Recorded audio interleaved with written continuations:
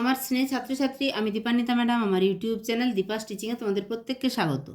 এখন class 12 semester 4-এর জন্য দেখো এইচএস মডেল কোশ্চেন্স পেপার 1, অর্থাৎ উচ্চ মাধ্যমিক শিক্ষা সংসদের তরফে 3টি মডেল সেট প্রকাশ করা হয়েছে। তোমরা যারা অলরেডি আমার চ্যানেলে আছো, নিয়মিত আমার ক্লাস দেখো, তারা জানো যে প্রাকৃতিক ভূগোল থেকে যে 2 নম্বরের কোশ্চেনগুলি আছে, মানবীয় ভূগোল থেকে যে 2 নম্বরের কোশ্চেনগুলি আছে এবং ভারতের ভূগোল থেকে যে 2 নম্বরের কোশ্চেন, সমস্তগুলোই আলোচনা হয়েছে। সঙ্গে সেকশন বি অর্থাৎ 3 নম্বরের প্রশ্ন প্রাকৃতিক ভূগোল থেকে আলোচনা হয়েছে, মানবীয় ভূগোল থেকে আলোচনা হয়েছে। এখন আলোচনা করব ভারতের পোর্শন এবং যে বিশেষ অঞ্চল আছে। এখানে যেহেতু 3 নম্বরের প্রশ্নগুলো একটু বড় লিখতে হবে 2 নম্বরের তুলনায়, তাই মডেল সেট 1-এর একটা ভিডিও যাবে, 2-এর একটা ভিডিও যাবে, 3-এর একটা ভিডিও যাবে। আশা করব সমস্ত ভিডিওগুলো দেখতে থাকবে এবং আগের ভিডিওগুলোও নিশ্চয়ই দেখেছো। না দেখে থাকলে চ্যানেলে গিয়ে দেখবে, ভিডিওসে সমস্তই পাবে। সঙ্গে পাবে এবিটি এর প্রশ্নপত্রের সমস্ত সেট। এবিটি এর যে 15টি সেট আছে তার part A, part B, part C, অর্থাৎ প্রত্যেকটি পেজ থেকে 3টি করে ক্লাস দেওয়া আছে। এছাড়া প্রাকৃতিক ভূগোলে 2 নম্বর, 3 নম্বর, 5 নম্বর সমস্ত কোশ্চেনের পিডিএফ দেওয়া আছে। তাই যদি চ্যানেলে নতুন হয়ে থাকো, স্ক্রিনে দেওয়া নম্বরে আমাকে যোগাযোগ করলে আমি এখনও পর্যন্ত পিডিএফগুলো পাঠিয়ে দিতে পারবো। তো চলো শুরু করা যাক 3 নম্বরের ভারতের পোর্শন এবং যে বিশেষ অঞ্চল। প্রথম কোশ্চেন, ভারতে খাদ্য প্রক্রিয়াকরণ শিল্পের সম্ভাবনা। প্রথম কোশ্চেন আলোচনার আগে বলবো, চ্যানেলে নতুন হলে অবশ্যই চ্যানেলটা সাবস্ক্রাইব করবে।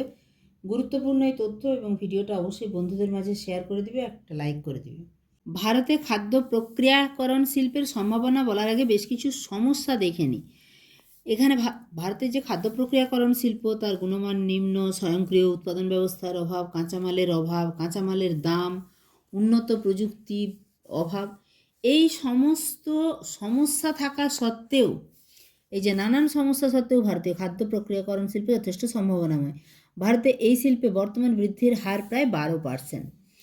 এইখানে ভারতে খাদ্য প্রক্রিয়াকরণ শিল্পের সম্ভাবনা বলতে গেলে যে কী সম্ভাবনাময় দিক উঠে আসছে এবং কেন্দ্রীয় সরকার তার জন্য কী পদক্ষেপ গ্রহণ করেছে সেইগুলো উল্লেখযোগ্য।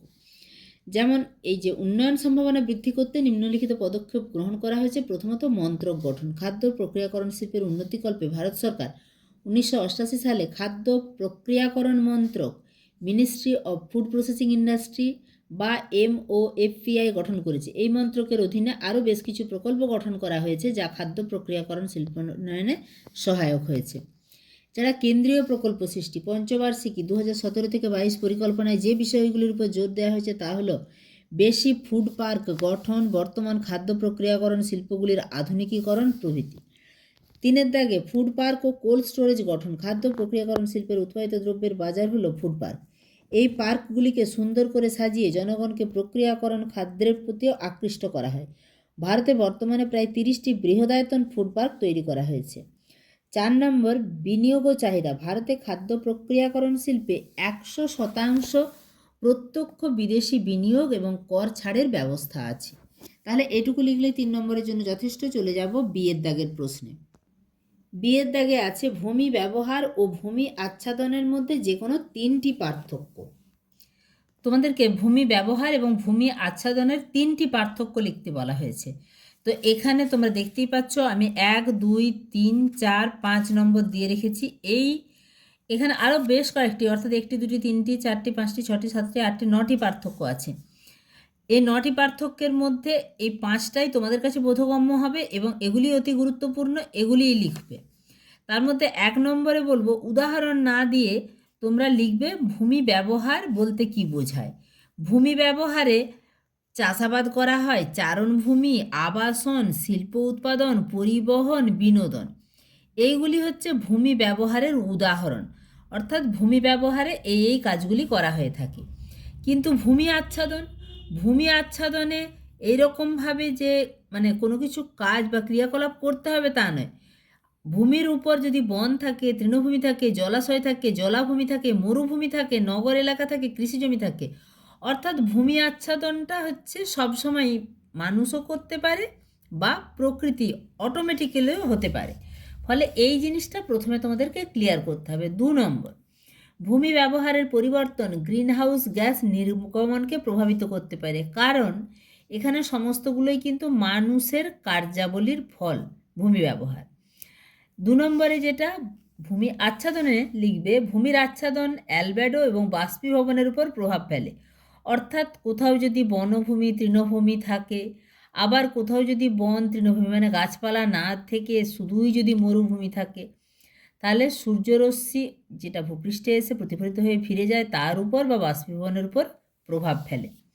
3 নম্বর যেটা ভূমি ব্যবহার নির্ধারণের জন্য ভূমি জরিপ বা জোনিং মানচিত্রের মতো অতিরিক্ত তথ্যের প্রয়োজন হয়। আর ভূমির আচ্ছাদন দূর সংবেদন তথ্য বিশ্লেষণ করে নির্ধারণ করা যেতে পারে। এছাড়া 4 এবং 5টা তোমরা স্ক্রিনশট নিয়ে রাখো, 3টে বলা হয়েছে, আমি 3টে দেখিয়ে দিলাম। এবারে চলে যাব সি এর দাগের প্রশ্নে।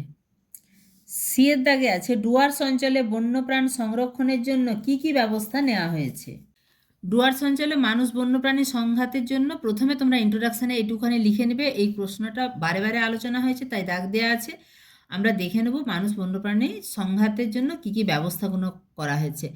সুরক্ষিত এলাকা বাফার জোন তৈরি করা, এটা আগেও বলেছি তাই দাগ দেওয়া আছে। তোমরা লিখে যদি আগের থেকে নিয়ে থাকো তাহলে অলরেডি মিলিয়ে নেবে, এটাই কিন্তু আগেও করেছি।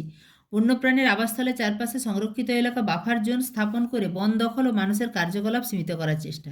বন্যপ্রাণী করিডোর উন্নয়ন, বন্যপ্রাণীর করিডোরগুলি খণ্ডিত আবাসস্থলকে সংযুক্ত করে যা প্রাণীদের নিরাপদে চলাচল করতে দেয় এবং সংঘাতের ঝুঁকি হ্রাস করে। এই যে করিডোর, এই করিডোরগুলোর মধ্যে দিয়ে বন্যপ্রাণী যাতায়াত করে, এই করিডোরগুলির উন্নয়ন ঘটানো প্রয়োজন। স্থানীয় সম্প্রদায়কে সম্পৃক্ত করা, যদি স্থানীয় জনগণ টাকা পয়সা বা আর্থিক দিক থেকে সম্পৃক্ত হয় বা তাদের মধ্যে শিক্ষা সচেতনতা থাকে, তাহলে কিন্তু তারা বন্যপ্রাণীর উপর শুধু শুধু আক্রমণ করতে যাবে না। ফলে মানুষ বন্যপ্রাণীর সংঘাত প্রশমনের চেষ্টায় স্থানীয় সম্প্রদায়কে সম্পৃক্ত করা এক গুরুত্বপূর্ণ পদক্ষেপ। প্রশমন ব্যবস্থা বাস্তবায়ন করা, মানুষ বন্যপ্রাণীর নির্দিষ্ট ধরনের সংঘাত কমাতে বিভিন্ন ব্যবস্থা করা যেতে পারে, যেমন বেড়া তৈরি করা।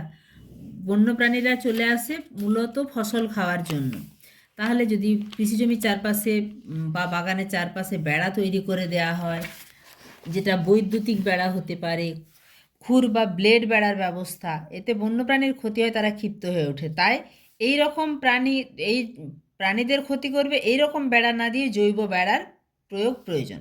পর্যাপ্ত আলোর ব্যবস্থা, নিশাচর প্রাণী তাড়ানোর জন্য চা বাগানে, বসতি অঞ্চলে এবং কৃষিজমির চারদিকে পর্যাপ্ত আলো, সৌরচালিত আলো ব্যবস্থা করা প্রয়োজন। উন্নত প্রযুক্তির ব্যবহার, কৃষিজমি, চা বাগান, বসতি অঞ্চলে বন্যপ্রাণীর প্রবেশ প্রতিরোধের জন্য স্বয়ংক্রিয় অ্যালার্ম ব্যবস্থা, ক্যামেরা, ট্র্যাপিং যন্ত্র, হাতি ট্র্যাকিং যন্ত্র, চারদিকে স্বয়ংক্রিয় আলোর ফ্ল্যাশ, বিমা ব্যবস্থা, মোবাইল প্রযুক্তি, cyber tracker, metal scanner, drone, radio frequency শনাক্তকরণ ট্র্যাপ, এইগুলোর ব্যবস্থা করা যেতে পারে।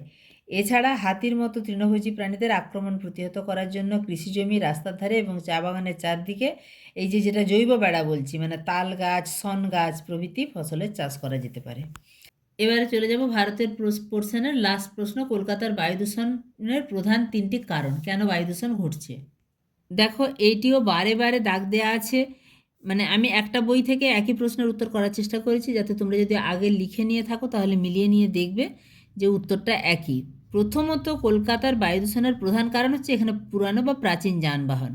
পরীক্ষা থেকে জানা গেছে নতুন গাড়ি থেকে বাতাসে দূষক সংযোজন অনেক কম হয়। এমডিপিআইয়ের সমীক্ষা অনুসারে কলকাতায় প্রায় 51.4% বায়ু দূষণের জন্য মোটরযান দায়ী। এর মধ্যে 2011 সালের মধ্যে কলকাতায় যানবাহনের সংখ্যা প্রায় দ্বিগুণ হয়েছে। বিশেষ করে কলকাতায় বেশিরভাগ যানবাহন 10 থেকে 15 বছরের পুরানো যানবাহন জ্বালানি সাশ্রয় হয় না। একই সাথে পুরানো যানবাহনে নাইট্রোজেন অক্সাইড এবং কণা পদার্থের মতো দূষক উচ্চ মাত্রায় বায়ুতে মেশে। এছাড়া শিল্প কারখানা, কলকাতায় প্রচুর শিল্প কারখানা রয়েছে, তার মধ্যে স্টিল, ভারী ইঞ্জিনিয়ারিং, খনন, সিমেন্ট, খাদ্য প্রক্রিয়াকরণ, টেক্সটাইল, পাট, এই সমস্ত শিল্পগুলো উল্লেখযোগ্য। যেই শিল্পগুলো থেকে শক্তি উৎপাদনের জন্য কয়লা বা অন্যান্য জীবাশ্ম জ্বালানি পোড়ানো হয়, ফলে সেগুলোও বাতাসে কিন্তু প্রচুর পরিমাণে দূষক বায়ুতে মেশে। এছাড়া বায়ুতে সালফার ডাইঅক্সাইড, নাইট্রোজেন ডাইঅক্সাইডের মতো দূষণকারী গ্যাস অধিক পরিমাণে সংযোজিত হয়। তাপবিদ্যুৎ কেন্দ্র, কলকাতা জেলার সাথে সংযুক্ত পশ্চিমবঙ্গের তাপবিদ্যুৎ কেন্দ্রগুলি হলো বজবজ তাপবিদ্যুৎ কেন্দ্র, দক্ষিণ তাপবিদ্যুৎ কেন্দ্র, টিটাগড় তাপবিদ্যুৎ কেন্দ্র। এই তাপবিদ্যুৎ কেন্দ্রগুলি সিইএসসির অধীন। এই তাপবিদ্যুৎ কেন্দ্রগুলি সালফার ডাইঅক্সাইড নির্গমনের প্রধান উৎস। তাপবিদ্যুৎ কেন্দ্রগুলি থেকে নির্গত SO2 অ্যাসিড বৃষ্টি এবং শ্বাসকষ্টের মতো সমস্যা তৈরি করে।